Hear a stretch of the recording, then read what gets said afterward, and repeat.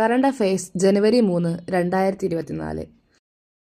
AI അധിഷ്ഠിത സാങ്കേതിക വിദ്യയിൽ രാജ്യത്തെ പ്രധാന കേന്ദ്രമായ മാറാനൊരുക്കുന്ന കേരളത്തിലെ നഗരം.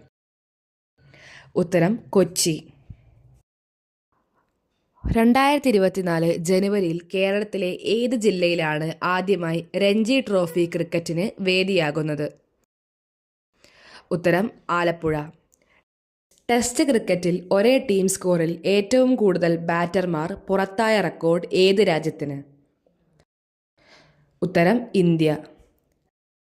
പെൺകുട്ടികൾക്കായുള്ള ഇന്ത്യയിലെ ആദ്യ സൈനിക സ്കൂൾ സ്ഥിതി ചെയ്യുന്നത് എവിടെയാണ്?